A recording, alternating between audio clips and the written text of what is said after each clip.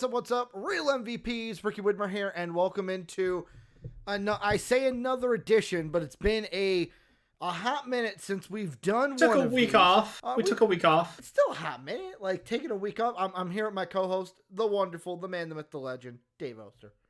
Hey, everybody. And Dave, as you said, we did take a week off, but a week would be a hot minute, right? I guess. It feels like we're more traditionally, taking more time off. So I feel like it's not like this is just, par for the course. This is the expectation. Dave's like, we're usually taking a month off, and it's like, we'll be back. Yeah. We'll be back. We'll figure our stuff out. We'll be back. We'll figure everything out. Well, it's not often you get. This is now the. I won't say this up front. In our housekeeping, this is now the what? Mark, Brandon, Sean. Now, what, the fourth time we've had to have one of these discussions on air? Dave, are we the problem? Are we the problem? I think you might. Might be you. Might be you. Me. Might be the problem. Might be you. Might be me. This hits very close to home, Dave. It's very close to home. As Jake said, he needs to step away. So that's why you're looking at my face instead of Jake and Dave. But Dave, it hits close to home because usually in relationships, it's like, ooh, is it me? Is it them? Could be me. It's probably me. If it's not you, it's me. I invented that. I was like, how long till we hit the George Costanza? I invented the "it's not you, it's me." It's not you, it's me. If it's anyone, it's me. If it's anyone, it's me. But we're talking NBA today, and Dave, we got a shitload to talk about today. Luke Walton got fired. He did. LeBron James got bitched out by Beef Stew.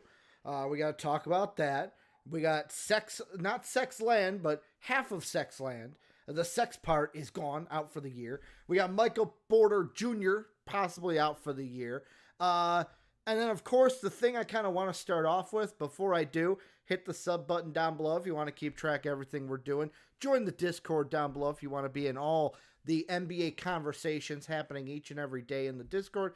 And if you want to support us, become a patron or a channel member today. Links are down below. But Dave, the first thing we have to start off with, and I'm sorry for anyone who sees the title and has come here for Kings news. Bulls are number one, baby. We're number one. Dave, we're number one. We're number one. If anyone deserves a victory lap, it's you, because you had us in the top 3 preseason. Uh-oh, you're muted again, big guy. Sorry, I was moving stuff. It's early in the year. Thank you. I'm not a little victory lap, like a half lap, victory half lap. A jog lap.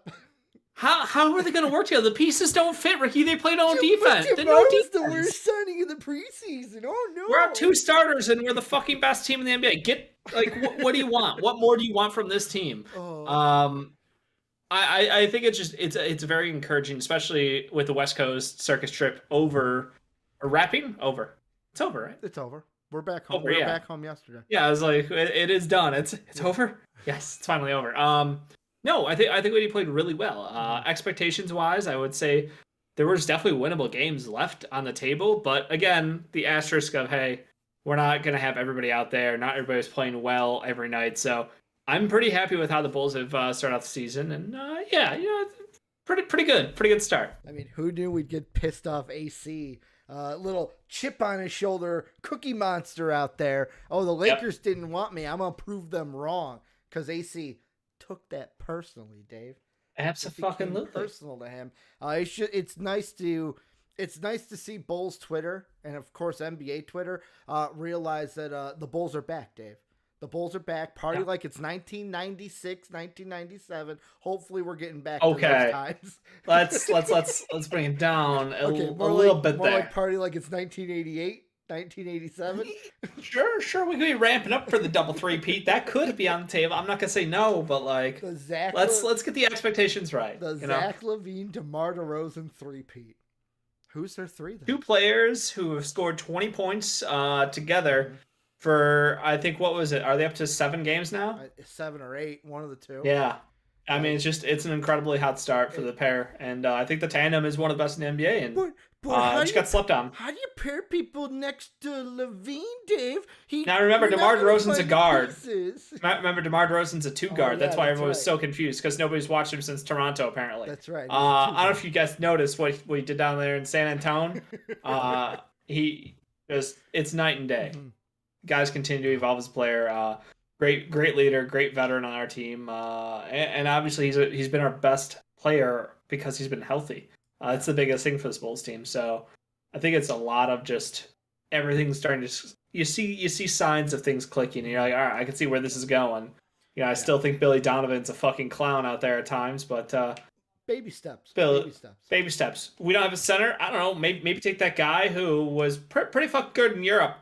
And put him in there. Maybe. Don't just put him. Dave just wants. Why you bring him up to put him at 15 on the end of the bench? Like why? Just give him minutes. Give Marco minutes. I will continue my pleads to give Marco minutes because he deserves them. He's so fucking good. And they're like, nah.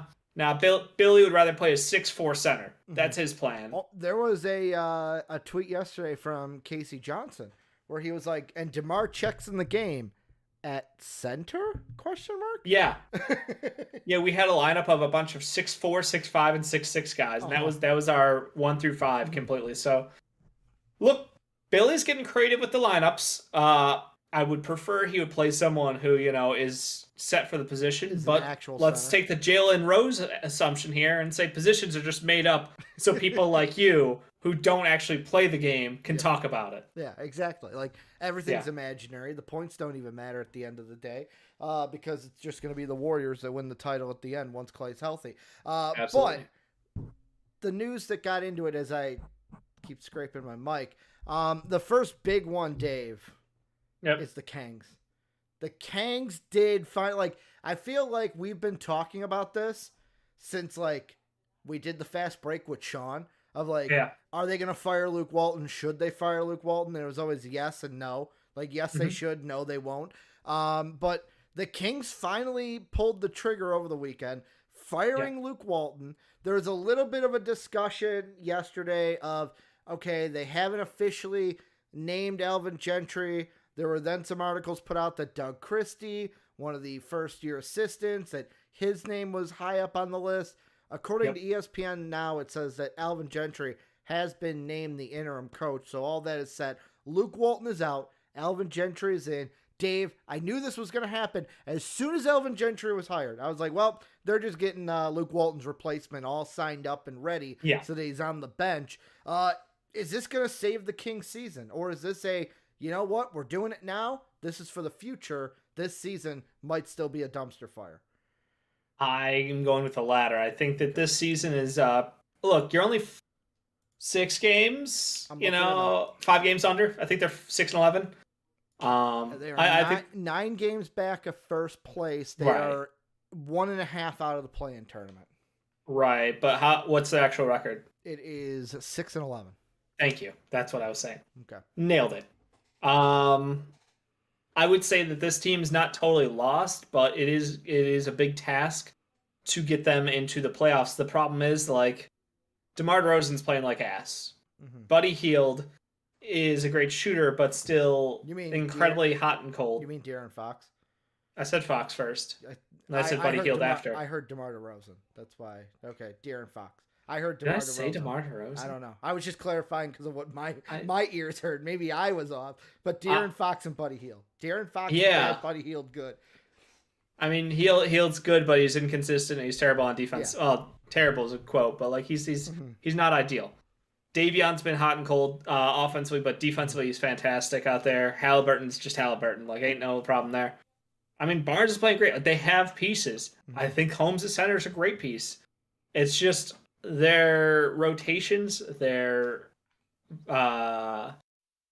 handling of Marvin Bagley. I'm so used to talking about his brother. I'm so used to talking about his brother as a prospect right now that I don't even consider Marvin Bagley who. Do you think that Marvin Bagley, because of Alvin Gentry and his experience with Zion, we're going to see some designated plays for the Bagman to come back?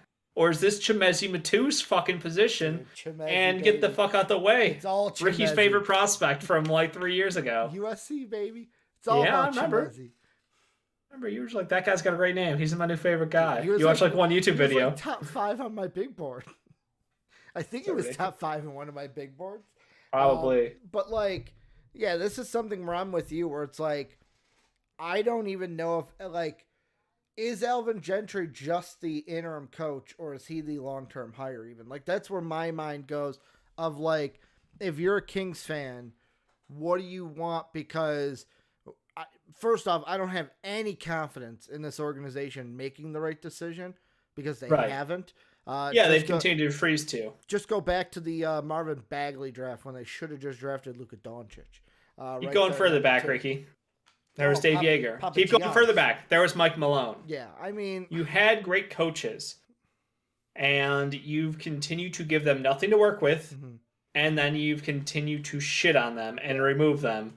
It's like every sign of hope went 2 steps backwards, and then the Luke Walton situation, I mean, you remember Luke Walton getting kicked out of LA with the off the court allegations going on there. So, like, nothing about that hire made sense to me, and I hated him as a Lakers head coach, and a lot of people were just like, oh, well, he's just not LeBron's guy. No. It had nothing to do with LeBron's guy or not. He's a terrible fucking coach. He's completely there because of the nepotism. His last name means everything. He has not got a basketball mind. He's not a great people person. There's nothing about him that screams, this guy can coach and mold our futures. I think the fact that you've heard so many players in this team be disgruntled publicly, you're not doing your job. The front office isn't doing their job. I'm glad they moved on, but like, this is a roster that needs to be flipped. And I mean flipped. And they've got pieces. They're very similar in mind to like the Pacers almost, where you see the pieces, it's just none of them fit. And at the same time, you're like, I mean, yeah, you could maybe over exceed expectations and make like a play-in.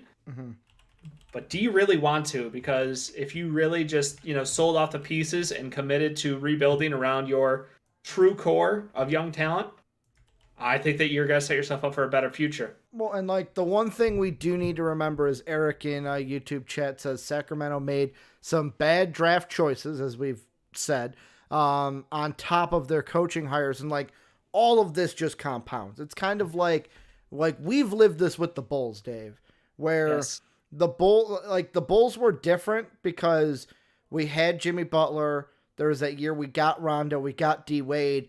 It wasn't we're stuck in purgatory. It's a holy shit. Reinsdorf doesn't want to just build it, like buy into a rebuild, and just wants to stay in retool. Playoff purgatory, where it's like we're selling playoff tickets and that's all I care about. Where the Kings are not even at that level. They're just stuck in the dirt, and can't get back to like where they were, especially when we were kids in the like early 2000s. And the thing you have to remember is the GM. So Monty McNair, I'm trying to look up exactly when he was hired. He was hired, so their GM stepped down in late 2020. And then the organization made Joe Dumars the interim executive vice president of basketball operations. And then later on in September of 2020, they hired Monty McNair as the general manager and president of basketball operations. So that's who currently is kind of running the ship. He's the AK of this situation. And he comes over from the Rockets. And I almost look at it and I go, before the year started, it was, okay, him and Alvin Gentry have a relationship together. That's kind of how Gentry, I think, got the job. Do you have confidence in Monty McNair because of what he was able to do or was able to do with Daryl Morey in Houston? Because really Houston wasn't all Monty McNair. It was Daryl Morey was the one that That's put the thing, is how much together. Credit you give him, for that roster and the moves that were made. And it's always a tricky position when, you've got some idea guys who are like, hey, we should look at a trade focused on this, or this is a good guy to look at draft wise. Like, you don't really know behind closed doors how much to give credit, what percentage of credit to give to a lot of these moves. The one thing I will say, though, about him already is the interesting move to go after Davion Mitchell. Yeah. And I think that one, as far as draft picks, is obviously the easiest one to question. Davion is a older prospect, but is an incredibly polished defender.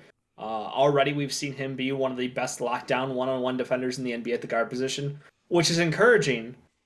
But on a team who just drafted Tyrese Halliburton and previously De'Aaron Fox, it does lead to some questions around lineups. And you already have another guy in Buddy Hield who cannot defend the three. I mean, he can't defend the two either, but he really can't defend the three. Yeah. So it compounds this problem by creating this artificial log jam at such a key position. And it's just, do you think they have lack of faith in De'Aaron Fox? Or do you think that they were going, hey, we want to go with 3-guard lineups, and Luke Walton, is going to try to make that work for us, and this is our, 200 IQ play? Because I agree, 3-guard lineups work great as a Chicago guy. We're running fucking 5-guard lineups. I get it. Like, you can really have some good situational rotations that take advantage of the other team and really allow you to have great stretches. But at the end of the day, like, can you play these 3 guys alongside each other without creating a problem both on the court and off the court? And I think that right away leads to some questions, because there were guys that could have taken over Davion. I mean, Davion was a hot rising name, not as hot as Giddey, but he was a rising name. And you have to go, was this really the best move for the Kings organization? I mean, you go back another year, you can talk about Bogdanovich, walking because like Buddy Hield's our guy, we're sticking with him, and he's like, I don't want to be here, and they're like, we're still sticking with him. Yeah. Like, god damn it. I don't want to be here, but you're our guy. That's all that matters. Like, the thing that I look at is, like, Eric again says, are Fox and Hield movable at this point? I don't think it's Fox and Hield. I think it's Barnes and Hield. And the reason why I say that is contract wise, because at first I was like, well, are they making it to where, okay, by taking Tyrese Halliburton, by taking off night, they're just saying Mitchell, like, hey, we're going to go ahead and make De'Aaron Fox expendable, try to get whatever, like, obviously you can get a good package for De'Aaron Fox, and then maybe we can have Tyrese Halliburton and Mitchell be our backcourt. But like you said, 3-guard lineups work. If they feel like these 3 can work together, you look at the contracts and it's like Harrison Barnes becomes a very interesting contract after this year, because he's $18.3 million, but he's a 1-year contract for a 3 who can shoot the ball. Like that. I thought he had a longer term deal than that. Unless he signed one and it's not popping up, he is an unrestricted free agent after next season. I'm gonna look it up. Does not say he is signed. It was a 3-year deal last year then. Yeah. Okay, that makes sense. Yeah. So he had last year, this year, and then next year is his last year. Yeah. And then like you look at Buddy Hield, after this year, he's got 2 more years on his deal. Where, I mean, yet again, a contract that teams would like because he's a guy who can shoot the 3 ball. Yes, a little inconsistent at times. Right now, he's as hot as a firecracker. Yes. But we've seen the highs and the lows of Buddy Hield. Arguably, I would say he's the 3rd best 3-point shooter in the NBA this year. Any given time? Well, no, overall, period. true. Like, he was the quickest, or some weird stat that he was like quicker than Steph. He was quicker than Steph, and then Lowry, I think, beat him. That's right. And then somebody beat him already. Like, 3-point shooting is just constantly advancing, but Buddy Hield, as far as accurate 3-point high volume shooters go, he's one of the best in the NBA. I would say, honestly, Halliburton and Davion, everybody else is up for sale. Everybody else. I think Barnes is the highest value because he's playing like an absolute fucking stud. Yeah. And he's a complete player. He's a 2-way monster. He can do everything for you. Say what you said one more time, just so I know I have it locked in my head. Yeah, I think it's the 2 locks. It's just Davion and Halliburton. Okay, that's what I think those are the only 2 locks on this roster. I think that everyone else has a price attached to their name. They wouldn't prefer to move on from guys, but they could, and that's the thing. Is like we always hear Jake talking about, De'Aaron Fox potentially being in the Sixers' eyes around a Ben Simmons deal, and that would be interesting. But I don't think you limit yourself just to that. I think they've got a lot of different guys on that roster who you're just trying shit out, to be honest with you. Like, I'm excited to see Alvin Gentry take this roster. We're going to see 3-guard lineups more heavily. We're going to see hopefully a The pace of play thing I know is a big thing around the switch from Jaeger to Walton. Yeah. And Walton has worked with them on that. Like, you got the fastest guard in the NBA, maybe use him. But I think what we're going to see with Alvin Gentry is hopefully some better usage and better sets for their bigs. Well, and I think that Holmes is fantastic and underrated, somehow criminally still. Barnes is having a fucking fantastic year. And Bagley might exist. Yeah, like the thing that with Holmes that shocked me is he wanted to stay in Sacramento. Like last year, I was like, oh, he's gonna leave for sure. He should. Like, oh, he didn't. I wanted him so bad to be a Mav. Yeah. Like I was hardcore rooting for the Mavs to pick up my boy Rashawn Holmes because he'd be perfect. He'd be fucking perfect for that team. But alas, he's loyal. He's loyal. Good for him. Well, and the last thing I'll kind of say about this is when it comes to the ultimate question of after this year, who should replace Luke Walton? Who should be the next head coach? Official, not interim, the official head coach of the Sacramento Kings. I almost look at it and I go, I don't know. And the reason why I say I don't know is what is Monty McNair going to do with what moves are you going to make this offseason? Because if you're going with your route where Tyrese and Mitchell are the only ones that are untouchable and you're trading everybody else, then yeah, I'd take a guy like Alvin Gentry because I want a guy who's going to be a teacher first. But and yet again, this is a side note in this. Sure. All the articles that I've seen so far about this, I'm just going to say it. Have we gotten lazy in the blogosphere and in the vlogosphere of Dave, I have one article in front of me, 4 replacements. I bet you could guess all of them, if not 3 of them.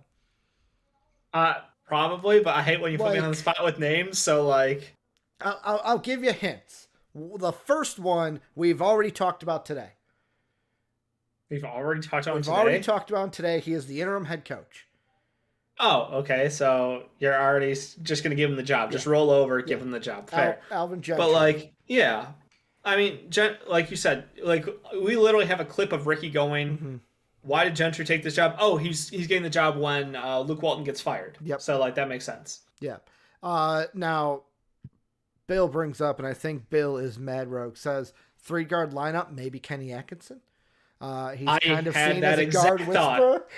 But I think here's the thing. Does Kenny want a challenge, or is Kenny looking for a chance to cement himself at the top of I'm not just someone who has one season wonders. I can absolutely coach a championship quality roster. It's does he want to build up?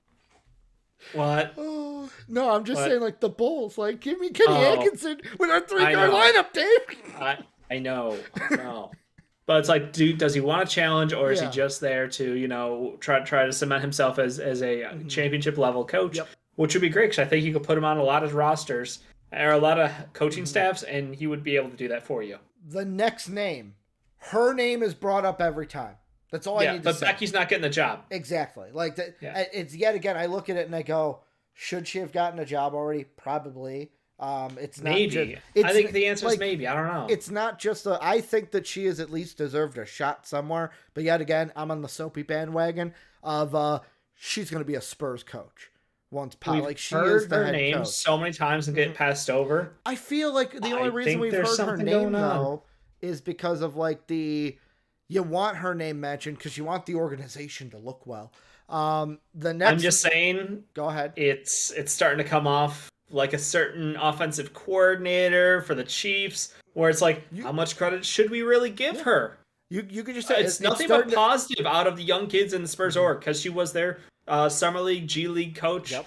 She spent time with player development, so you hear all this positive, but at the same time, she's gotten rejected. And I mean, everybody it's not a bad step. Everybody gets rejected except one person for these jobs, but she's interviewed for at least 16 different openings that I'm aware of.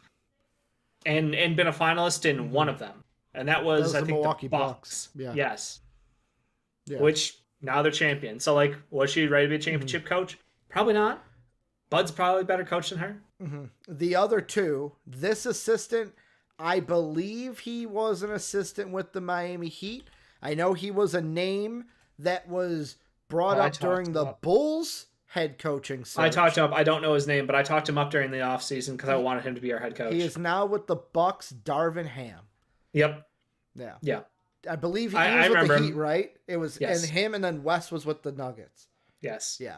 And then the last one they have on this article is he's an assistant coach for the LA Clippers, Dave. No. Played for the Milwaukee Bucks during our childhood. Might have a little bit of a chrome dome going on. No, not doing it. No, why would you? No. He's number 1 on the article, Dave. Number 1. Sam Cassell. Cassell. Why? I don't know. I don't like. This is something where me personally, I would probably think Alvin Gentry gets the job because that's where you're going with it. But yeah. Like I said, to answer the question fully, I need to know what is Monty McNair going to do this offseason with this team. Next place we go to, Dave, I'll let you decide. Do you want to go the injury routes? Do you want to talk about the LeBron James beef stew thing? Get that over with and that reaction? Let's do that. Let's bring on the fucking juicy drama. LeBron James is kind of a little bitch. I'm just going to say it like that. A little bit. I'm gonna elbow a young player in the face. Backhand. It was backhand. Well, he elbowed to start it. Yeah. Got the elbow. Elbow hit him under the eye. Then he wipes across with the hand, and the nail gets him under the lip. It looked, or no, the elbow got him in the lip. Nail got him right underneath the eye. I was looking at that, and I'm like, I know why Beef Stew is upset, because I would be upset too that, oh man, the royalty of the NBA gets to jack me in the face and I'm the bad guy? I'm the bad guy? Yeah, look, Beef Stew's a big bitch. If you haven't seen him in person, you obviously have now. He was defined in the draft process as a brick shithouse, accurately. And he's continued to add muscle mass to him. Look, Soapy loves him. I think that we all respect the fact that he is a emotional anchor at times for that fucking Detroit team who's just getting mollywopped up and down the court. He brings some intensity to their game. I think that this situation, he's got some anger issues. But is it unwarranted? No. I'll be honest.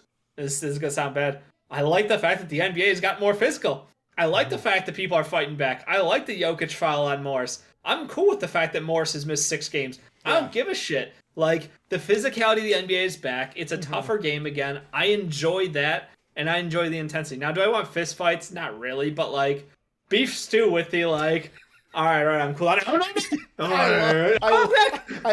it. No, guys, I'm cool. And then I'm going to turn and book it towards LeBron again. I mean, it was incredibly fun to watch that. I think I watched it 3 or 4 times. Just the whole thing. And then I think the coolest part was when he finally was being pushed towards the tunnel. He's like, you want me in the tunnel? Fine. And he just starts sprinting down the tunnel and looks a hard left. And I'm like, is he trying to loop the arena and come back out the other side? Is he going to flank LeBron James? Probably. And then you saw I don't know if you saw the video. Carmelo Anthony staying there at another tunnel talking to a ref being like, he ain't coming out this tunnel. And Kojo walks by. And Kojo says something. He's like, "What are you talking? Like, where are you going?" Kind of thing. It's like, oh my god, it was so much fun to see that happen. Obviously this is a situation. Suspensions were levied. If you want to talk about those. I mean, the first thing I was gonna say is the internet was undefeated last night. By the way. Oh yes. Two of the funniest things I read were the first one. I think was from Wob himself, where it was the Lakers standing in front of LeBron as Beef Stew's running at him, and then it's just Joffrey with the Kings guard in front of him. Yeah. Because that's what it looked like. The other one was, imagine being Cade Cunningham. You know, you're playing your first game tonight against your idol, the guy you idolized in LeBron James. And the guy you've been compared to as a prospect. Guy you've been compared to. And how are you spending that game? Having to physically hold back the Incredible Hulk from going to beat him up. 3 times. 3 times this man pulled over Cade Cunningham.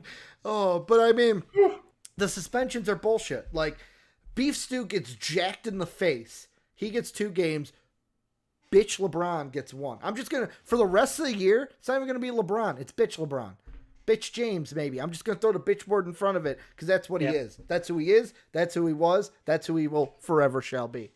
You got to call him like you sees him, Ricky. I respect that.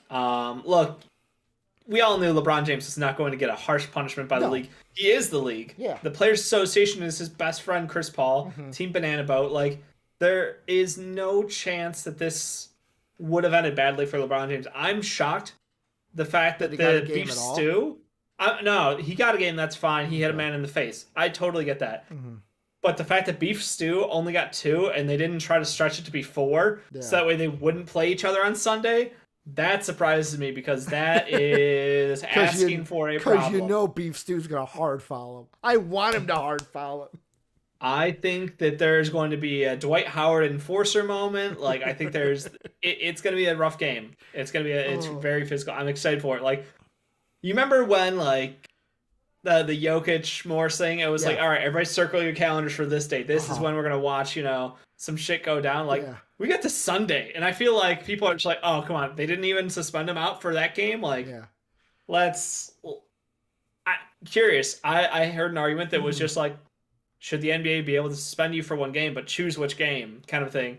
And, like, to avoid further conflict. No. And I'm like, I kind of would be cool with that. Like, if they were like LeBron and Beef Stew are both out for that Sunday game, because we don't want conflict to happen. We don't want that. Again, a lot of people are like, oh, LeBron tried to apologize a couple times after the game. He wasn't hearing it, all this shit. I'm like, look, some people resolve their conflicts by the face. Like, you can say you're sorry. It doesn't take back the fact you hit him in the face. Yeah. Hit him and then, like, went across with your arm to where it was like this is not a box out, Dave. When I'm taking my arm and extending this backwards, that was intentional. That's not a fucking box out. Yeah. And I'll post in our Discord. If you guys haven't checked out our Discord down below, greatest place in the universe. There's an entire thread on Reddit. Someone collected video clips of LeBron James just scumbag moving it. And it's not a short list. And it's like, is LeBron James like a dirty player and just being protected by the NBA and his reputation? By the rules of the great Jake Neverman, he is a dirty player because he is doing things intentionally that could hurt other players. So he is a dirty player by the rules of Jake Neverman. A nice consequence of this was watching everybody post the already famous beef stew photos of him kicking Luka in the balls, hitting him fucking stepping over and standing over Blake Griffin and just mean mugging him. Like, this man's already got a pretty impressive reputation going for him in year 2. Yeah. So I look forward to the future of beef stew. I don't know if you saw some of the backlash on the internets, as the cool kids would say. Gilbert Arenas basically made this amazing post that was calling out fucking everyone.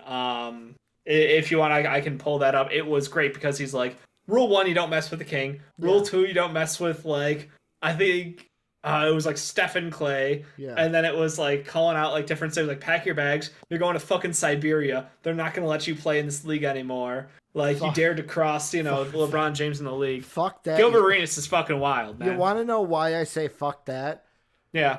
Beef stew is now been like, when I first saw what happened, I was like, the city of Detroit, if they have not already embraced beef stew. It was like a week after the Malice at the Palace anniversary, by the way. That's what I thought of. I was like, I said to Sony, I'm like, dude, he running after LeBron, he's looking like full Ron Artest mode, except he's running downhill, not uphill. Dude. You know what? I had to go back, unrelated tangent. Yeah. Ron Artest was so fucking good. He was good. Like, well, Ron Artest or Meta World Peace, because they were both. No, Ron Artest, the season of the Malice at the Palace. Look at his stats. He was incredible. He was like one of the best fucking wings in the NBA. He was like top 5 MVP voting. Like, I forgot how good Artest was. I was just like, wow. He was. Fucking wow. But what I was going to say is if there are Detroit fans that haven't embraced beef stew yet, they did after last night because of the fact that it was very Bad Boys-esque. You hit me in the face, I'm going to come after you and shit. Like, it just reminded me of, like, Bill Laimbeer just running after somebody. After Charles Oakley action? In the face. Or Charles Oakley. To where I'm like, Detroit, this is just what you get. This is who they are. And beef stew's now one of them. Let's get into the injury news. We'll go Michael Porter Jr. first. That one's kind of got a little bit more weight to it. As Dave, are you shocked that Michael Porter Jr. right now potentially out for the year, but it's pretty, like, I'm saying he's going to be out for the year with a nerve issue in his back. The exact quote that I have here from Blazers Edge, which is the Blazers site. They're playing the Nuggets. That's why they wrote about it. From Mike Singer in the Denver Post. The Nuggets have been vague about the specifics of the injury, and when Porter might be expected back, they have given him a timetable of a week to show improvement before considering other treatment options. Another back surgery is a possibility, sources said, and that's why everyone's saying potentially he could be out for the year with a back issue.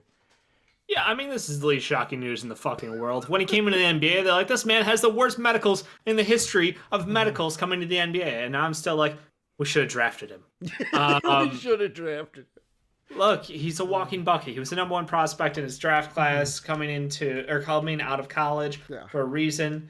He literally has one of the best strokes. His family is cursed. They have no ACLs, no MCLs. All of them get fucking exploded on the court. And he's just cursed with back issues. So, like, I think that the biggest thing is just they gave him the contract. It was very incentive laden. It's still very expensive. There's a lot of guaranteed money there, but it is an issue with the fact that you got to look at, like, I think it was $200 million if he hit all his incentives, and 160. Ricky, can you look up those numbers? I keep throwing out those numbers, and I'm not sure that they're right. The two things I was looking up first is, first off, Jonte. If you're wondering where Jonte Porter is, he was with the Memphis Grizzlies. Now he's with the Memphis Hustle. So he is in the G League.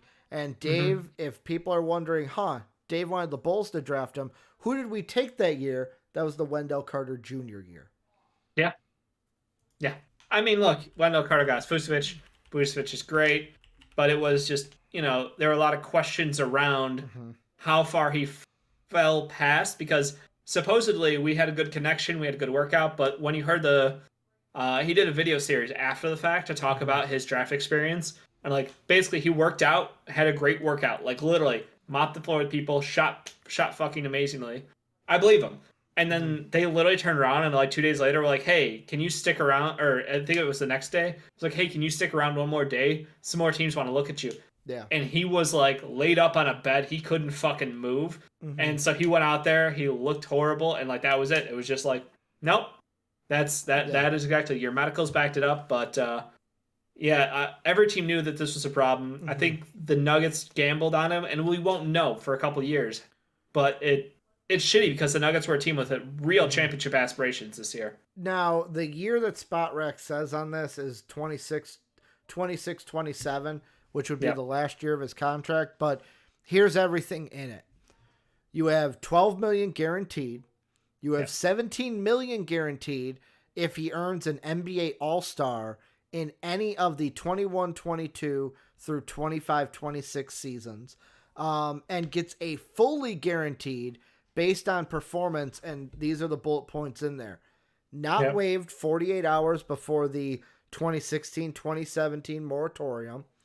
He has 2 NBA All-Stars to his name, or he's an MVP, Defensive Player of the Year, All-NBA or All-Defensive Player, or the team wins a championship plus games played requirements. He also has a 28% of $193 million trigger that is TBA, and a 30% $207 million trigger that is TBA. Yeah, so I mean, look, I'm sorry, to be determined. Yeah, so they did their best as far as they'll give him the opportunity to be a star and get paid like a star. But should he not, then they have their outs. They have, some guaranteed money, but then they also don't have to pay him insane amounts.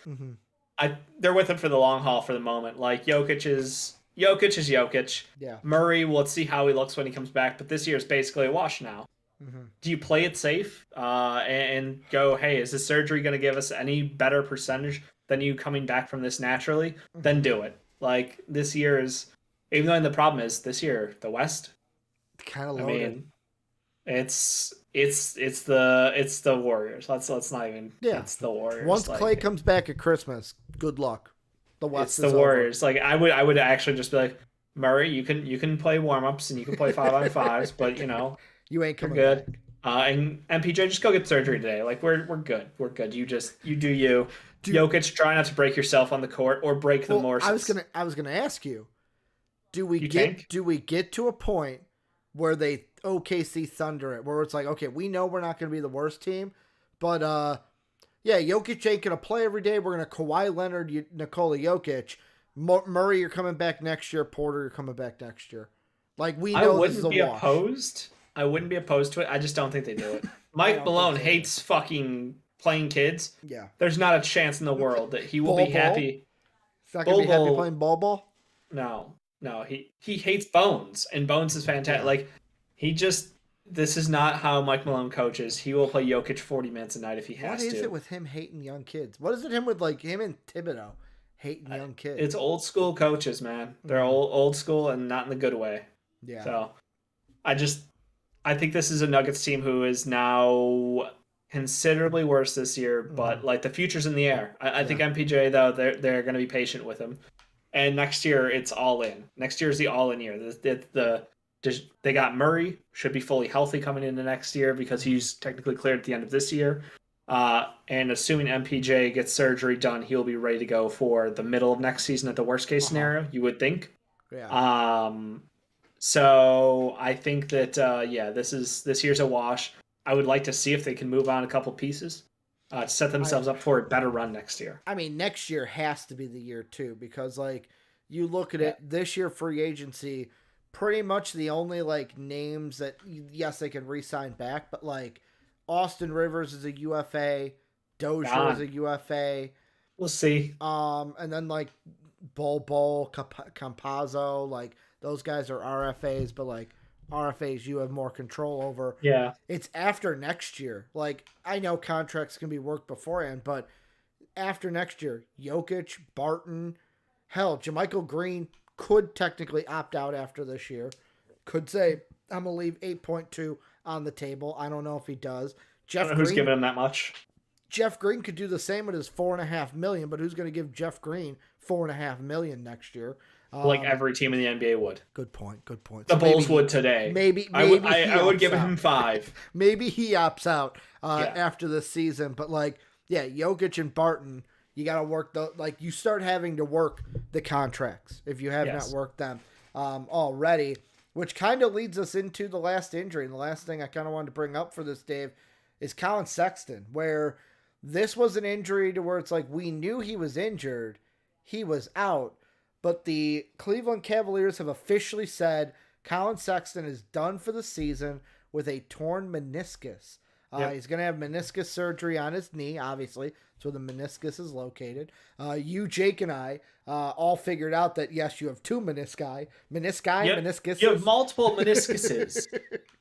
meniscuses. But they're just leave it at that. In your knee. None of us are doctors, so don't quote us on that. But the question that I had with this one is, what does this mean for the Cavs' future? Because the one thing we were talking about, I don't know, around draft time is a Colin Sexton trade.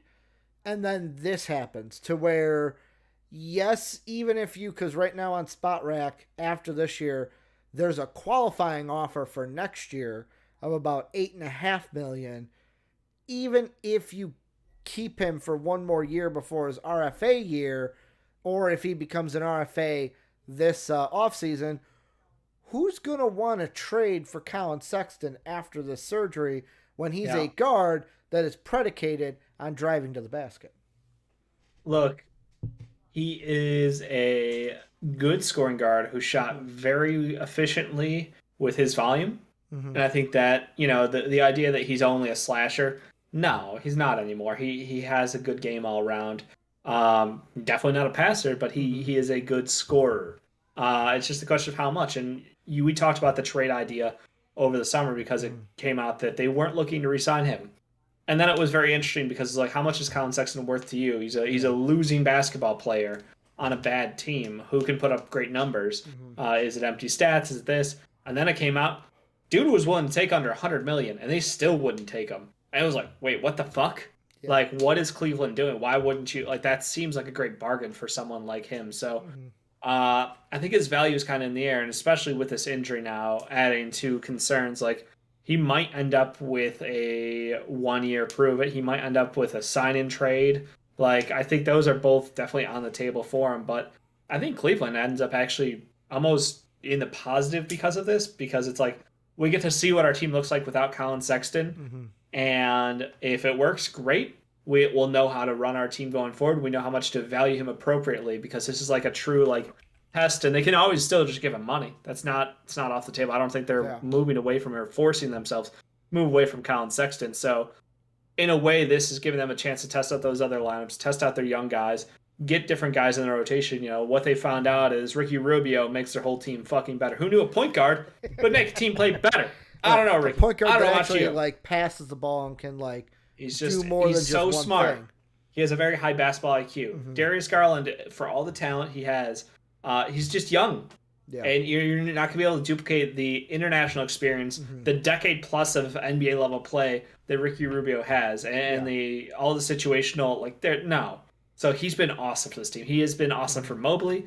And I think that they might realize that they'll have to pay up to keep Ricky Rubio on this team if they want to move forward with that. But also, like, are they looking for a true one guard then? And Garland is perhaps a two, realistically?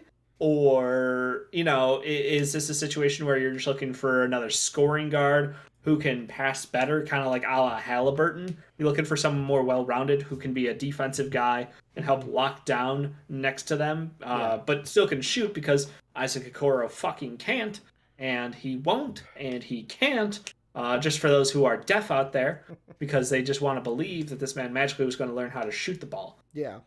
I think that it's a net positive. It's mean to say that an injury, but like for the organization of the Cavaliers, his injury is a net positive. They continue to draft high, and they will have a chance to test out their roster with a bunch of different guys who never would have gotten this many minutes. So, Mad Rogue asks a question in YouTube chat that's interesting, where he says, "Is there a chance a rebuilding team decides to take a flyer on Sexton post-injury? If yes, who?" Here's my thoughts on that. Number one, I feel like if he's going to a rebuilding team, it is not via a trade. It is via the Cavs did not want me. Who wants me? Now, the only team I can think of that could really use a point guard, Dave, is a team that you keep saying really could, like, they have a point guard. They're just not playing him. They're just not playing him, Dave. But I don't even know if Colin Sexton fits in with the Houston Rockets. Like, everyone else. Sexton's a shooting guard.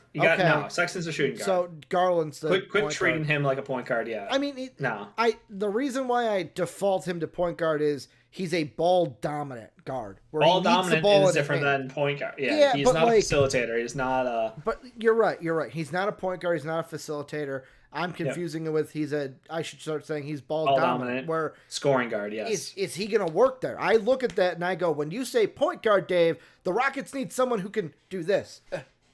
Yeah, Ricky Rubio would be great for them. Yeah. Like John Wall would be fucking amazing. Think about that team. If they had John Wall on that team, that would be crazy, right? Yeah. Someone who can pass the ball, someone who averages like fucking 10, 11 assists a game. Wouldn't that be wild to give your fucking rookie team John Wall's facilitation? Just crazy idea though. Throw out there. Silas, obviously go fucking. I can't say it on YouTube. This is super easy. Yeah. One team right off the top, the Memphis Grizzlies. I've preached it for years. I preached it for a year. Their Unit 2 guard. I think that he fits in excellent alongside John Morant. Okay. I think John Morant, Desmond Bane, and Colin Sexton would be a crazy 3-guard backcourt. Okay. I think you would have insane scoring. You have perfect spacing for him to attack the rim. Jaren Jackson Jr. is the fuck out by 3-point line. I know he's only hitting he's hit or miss. But point being, you have great spacing. Obviously, Steven Adams, we don't know if he's long-term with the Memphis Grizzlies, but he is good. Like, I think that could be an excellent fit. And I know Jalen Brooks, everybody wants to be like, oh, he's back. Look how great he is. He can help carry. This team needs a scoring punch. And I know we have fans who are in Discord and potentially watching us right now. The team needs another score. And I think that the Memphis Grizzlies are the ultimate opportunists. That was the word I was looking for. Opportunists. They're constantly looking for these guys who they, high caliber draft players, but haven't lived up. Like, I'm shocked that Kevin Knox isn't on the roster. They got Culver. They had, what's his face before, Justice Winslow. They will continue to try out these guys and see if there's any value left. Chris Dunn was on their team for a little bit. Like, I really do think that there's a chance that they would go after someone like Sexton, who, if they can get him on a bargain of a deal, 100%, this helps make this team so much better. It's not a like uber need position, but it just makes them better as a team, and I don't see a team like that not willing to take an opportunity. So, with your thinking in mind, I will take your Grizzlies. Sure. And I will raise you a San Antonio Spurs. Him next to DeJounte. Could that potentially work? Because, like, I look at the guards right now for the Spurs. Yeah, Derek White's good, but after that, it's like Lonnie Walker hasn't been what I thought it would be coming out of the draft. I was very high on Lonnie Walker. We've seen 3-guard lineups work. Is this a, like, hey, you move Derek White to the 3, you play him at the 3? No, I'm not saying they do that. I'm just throwing possibilities out there because I'm not putting Sexton at the 3. Like, could the Spurs be a team to where it's like, hey, him next to DeJounte, how would that work? Could that be him next to DeJounte could be something. I will give you that. They might flip Derek White for him. Could be a sign and trade kind of a deal. Devin Vassell is the future, though. Yeah. Let there be no mistake. Good point. This is DeJounte, Vassell, and Keldon Johnson. Jakob Poeltl probably. That's their core. That is fucking good. Yeah. And, like, I'm telling you, man, Devin Vassell, I called it. I called it. I told y'all, and I called it. He's legit. And, like, Lonnie Walker is hit or miss. I agree with you. Like, he's probably playing out the end of his time with them. So, like, he's an easy guy if you want to say, hey, let's flip guards and we can throw in some extra. Yeah. Like, I could easily see Lonnie Walker get moved to flip for Colin Sexton. 100%. But, like, yeah, I think that's actually a really good fit. I think that he would be excellent there. Good opportunity, good coach. And again, the expectation of him being a facilitator is very low. And I think that's you just have to focus your idea around what can he bring to a team. Yeah. Outside of those couple teams, like, the rest of the league, I mainly think Detroit like wouldn't playoffs. Say no. You know, Detroit wouldn't say no, but they don't need him. No, like Sixers. I've joked that Ben Simmons should be a straight up swap. Just Colin Sexton, Ben Simmons, whatever else you need to throw in there. A couple first. I don't give a shit. Stock is so low, anyways. Like, you can get. Think about the young socialite in Cleveland. You know, yeah, he would thrive there. They need a passer. They need a defender. They need someone who can attack the rim. They've got great floor spacing with Mobley and Lowry Markkinen out there. Yeah. I think that actually would work out great for them. It's just how much more do they have to throw in to get Ben on top of a Sexton who, you know, we don't know how effective he'll be coming off of this injury. And I know it's a 76ers team whose window is closing rapidly. So I think that's the only consideration. I know that I know that Jake doesn't love to hear that. How about you know, a team who's maybe not, you know, rebuilding per se, but has a large contract. Do you think the Clippers have enough seconds? You know, see, that's the thing. Like, when I was thinking playoff teams, because they don't use a point guard traditionally, they are just wing heavy and scorers. And I mean, like, I think that could be an interesting situation where you could unlock him. I don't know. I'm just trying to think of, like, how could his play style fit in with some of these teams? I still think, and you can call me crazy, the Lakers should have done this, like, before injury. Like, they were the team towards the draft. I was like, they should just do it. Because, like, I look at especially, like, their second, even their, like, first unit. Because, like, Avery Bradley, like, I get why Avery Bradley's out there, creates the spacing, because you have, like, Westbrook drives, LeBron can drive. You have Anthony Davis down low or outside because he can pop it from the outside. But, like, he cannot shoot threes this year, though. He's dog water. I look at their second unit and I just go, him next to Rondo could work. Him next to Russ could work. Like, bro, you could fit. Have you heard the gospel of the moist one? The moist one. Let's not be disrespectful. I'm not saying replace the moist one. I like his shooting. Like, that's what I think the moist one brings to the table. Where Colin Sexton, he's a shooter. He's a playmaker. He's a winner. Yeah. He hasn't won anything in his career. I don't know why I said that. But I just like that. That's one team that I'm like, I think that maybe that would be the best. There are a lot of trades the Lakers could have made. Yeah. I will give you that. I mean, they got to do something, but that is a story for another day. Dave, let's wrap everything up with the thing, the official, the board. I went first last time, I think. So I'm going to let you go first. Number 7. Yeah, you went first, but also you went like 18 times because I was erasing names left and right. Well, I have them written down now, so at least they're in order. See, I didn't even do that. Didn't do that. I'm just winging this one off the top. Hang on, we got 7 names, right? 1, 2, 3, 4, 5, 6, 7 deep. And I got 1, 2, 3, 4, 5, 6, 7. Damn. Yeah, 7. I'll be honest. This is a tough one. There's so many guys who could fit on this list. I want to give credit to a lot of people because I think this rookie class, obviously a slow start because some top picks are out and missing time. But when we're talking about top players, you know, I got to give some respect to a certain Josh Giddey down here, you know, all the way at the bottom. So I'm just going to, if you say a guy and he's in my top 7, I'm just going to have you write him down where I have him Marker's on mine. dying down here. Uh-oh. I just need a little That's extra. not good. Uh-oh, the board's falling. The board's a toppling. Oh, man. We made it up. My armrest got hooked on it. Because I was going to say, just put him on mine at number 5. Because that's where Giddey is on mine. 2, 3, 4, 5. Yep, right there. I mean, the best passer in the draft class, to be honest with you. Like, I'm starting. Can we not today? I already had to put somebody in a fucking timeout and YouTube chat for that because they tried to come at me, and I was like, no, I'm not playing that game.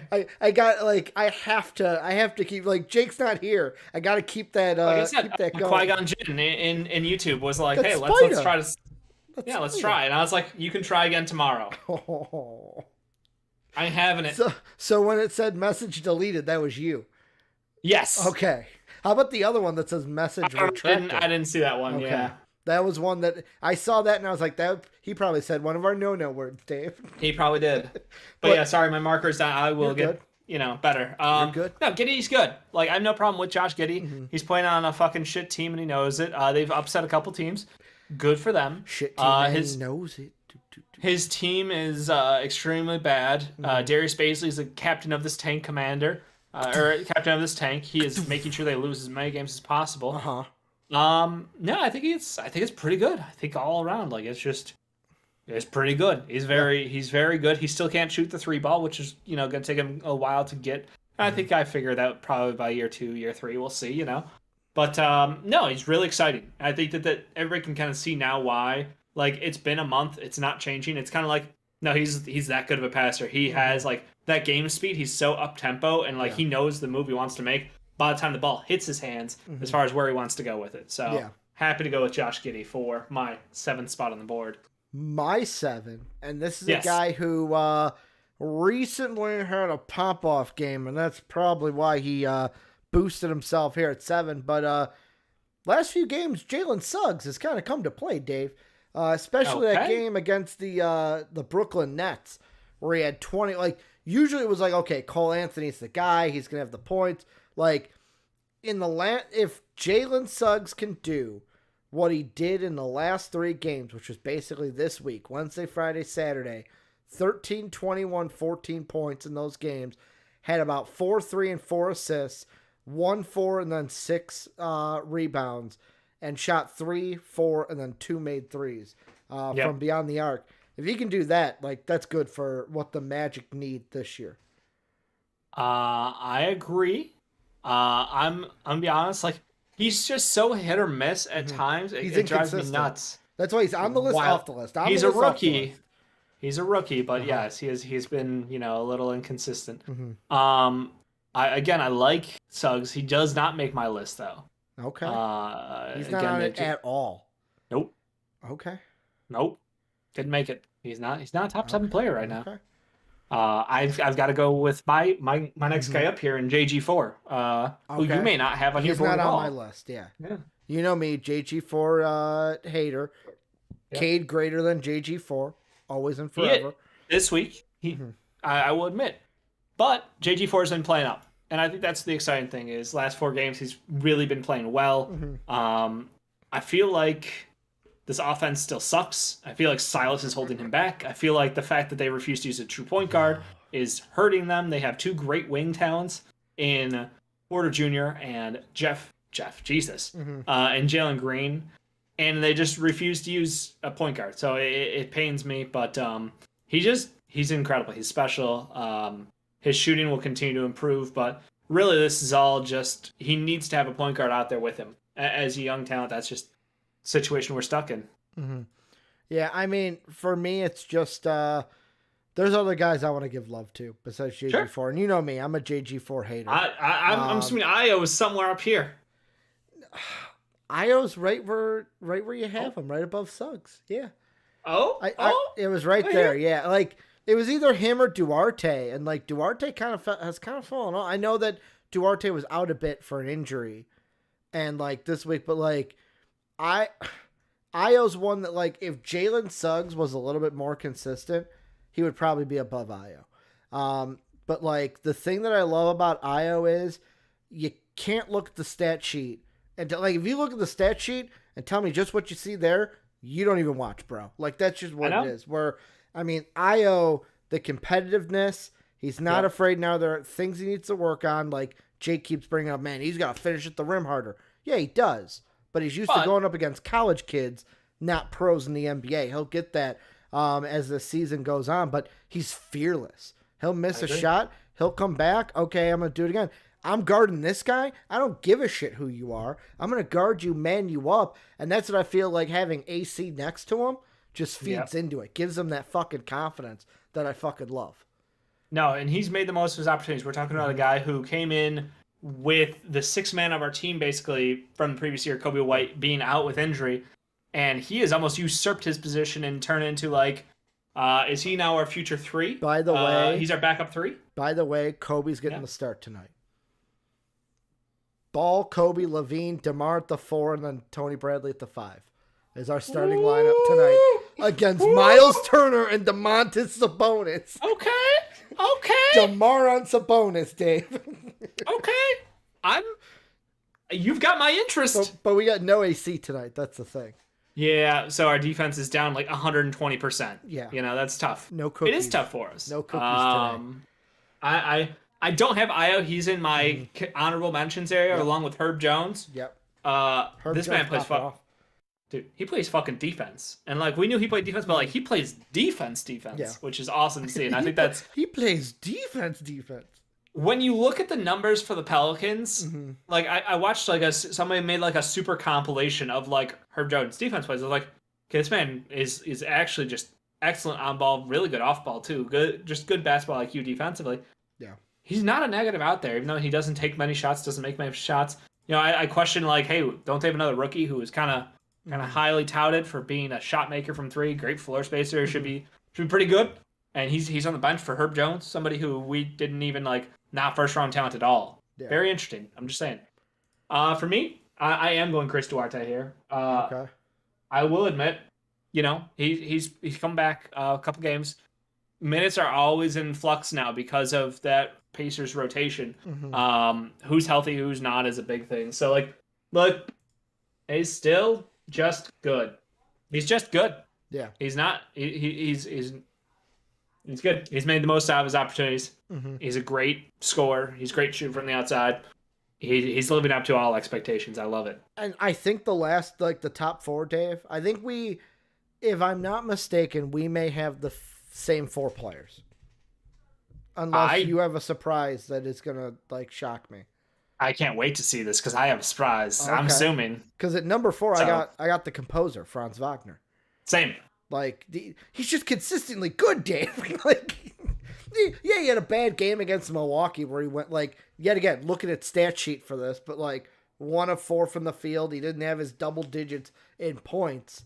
But it's like, but if you watch the game, good. Yeah. Man, it's fucking, the impact is there. And I think that's the thing. Yeah. He's another one of those guys where the stat line is pretty good most nights. He's finding what ways. He does on the court is just impactful all around. And those are the guys like I hate to be that like that boring announcer of like, that's the guys you really love, the guys that really impact the game whenever they can't score. Like, but it's what he does. Like, oh shit, you know I did fuck up my list. Did you? Oh wow.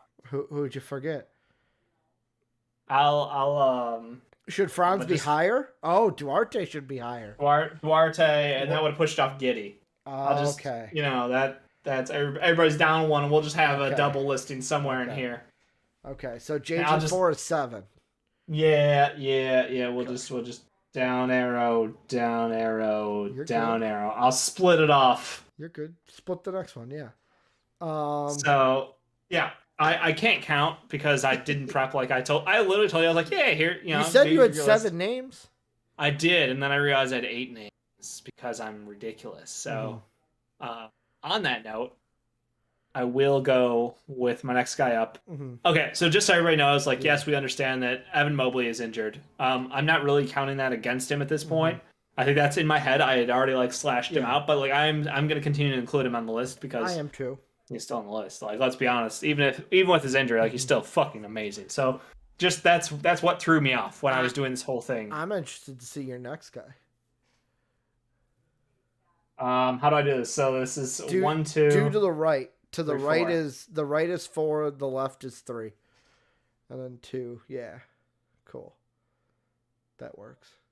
Cuz that's how you read. You read from left to right. Top down, left right. Yep. Yeah, so let's just 4.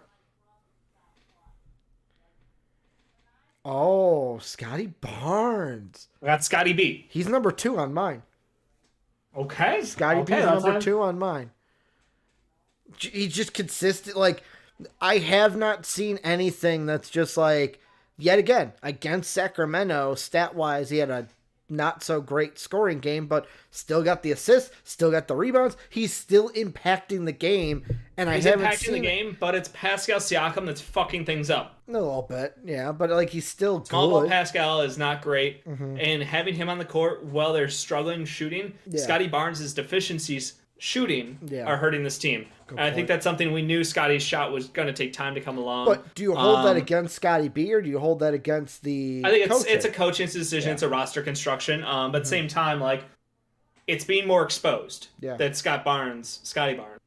No one will ever call this man Scotty Barnes. B, baby. Scotty B. I just think that it's just one of those things where the more I watch him, he's awesome. Love him. Awesome. But his lack of a shot is why I'm putting him down a little. Yeah. So you got him at 2. Yep. I got him at 4. Yep. So number 3. Number 3 for me. The guy who I saw a bet of, someone put a bet down on him to get a triple-double, plus 6,000, Dave. Yep. Number 1 pick overall, Cade Cunningham. I like it. Cade. There you go, Soapy. Cade's at 3. First time Cade has cracked one of my lists, by the way. He just played good this week. I gotta give him his props. He played good this week. He's starting to get a little bit of consistency going here. Maybe next week he jumps Scotty B. And Dave's I got him at number 1. No, number 2. I wonder if we have the same number 1.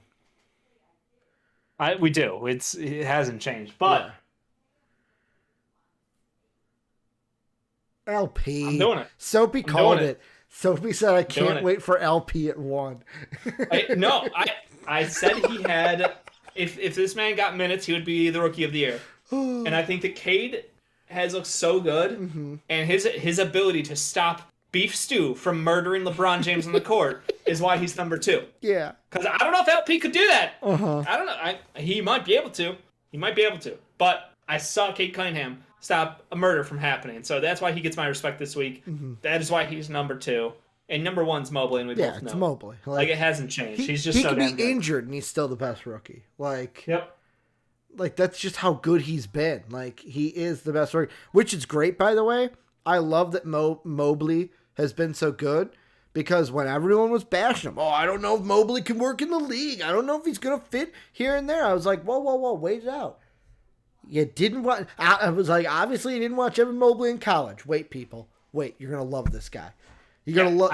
Like Vince from Slapshot. You're gonna love my nuts. Basically, is what I was like. Yeah. Look, I know that you have every right to be concerned about Mobley as far as when he came into the league. It was okay. His defensive game. He's so smart. Yeah. He's got such crazy wingspan to make up for if he does get beat. Totally fine. But the offensive game has just been impressive. For the shit show that is the Cleveland Cavaliers.